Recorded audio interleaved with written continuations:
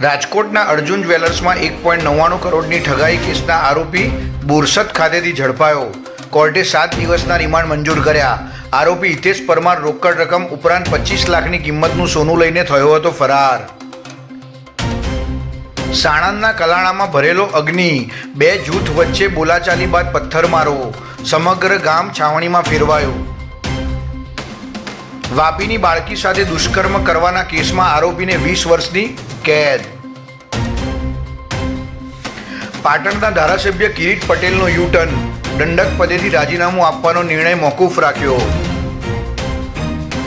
કેન્દ્રીય નાગરિક ઉડ્ડયન મંત્રીએ ભારતીય સેનાના ધ્રુવ એનજી હેલિકોપ્ટરને લીલી ઝંડી આપી. હેલિકોપ્ટરમાં સામાન્ય નાગરિકો પણ મુસાફરી કરશે. મેડિકલ ઇમરજન્સી, પર્યટન અને આપત્તિઓમાં ઉપયોગ થશે. પીએમ સૂર્યઘર મફત વીજળી યોજના હેઠળ ગુજરાત 4,93,161 સોલાર પેનલ ઇન્સ્ટોલેશન સાથે પ્રથમ ક્રમે. દેશમાં 25 લાખ ઘરોમાં વીજળીનું બિલ શૂન્ય. ફ્રી 300 યુનિટ સાથે 78,000ની સબસિડી, સરકારનો દાવો. સાઉદી અરેબિયાએ યમનના શસ્ત્રો પહોંચાડતા હોવાના આરોપ સાથે યુએઈ સાથે જોડાયેલા જહાજો પર રોકેટ હુમલા કર્યા.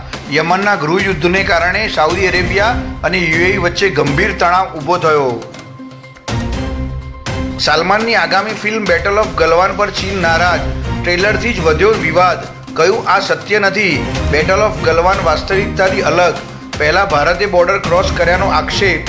27 ડિસેમ્બરે ટ્રેલર રિલીઝ થયું હતું. બાંગ્લાદેશમાં કાપડ ફેક્ટરીમાં સિક્યુરિટીની ડ્યુટી કરી રહેલા હિન્દુ કર્મીની ગોળી મારીને હત્યા. સાથી સ્ટાફે ગોળી મારી. આરોપી બોલ્યો, હું તો મજાક કરી રહ્યો હતો. 12 દિવસમાં હિન્દુઓની હત્યાની આ ત્રીજી ઘટના. બ્યુરો રિપોર્ટ, દિવ્ય બ્રહ્માસ્ત્ર ન્યૂઝ.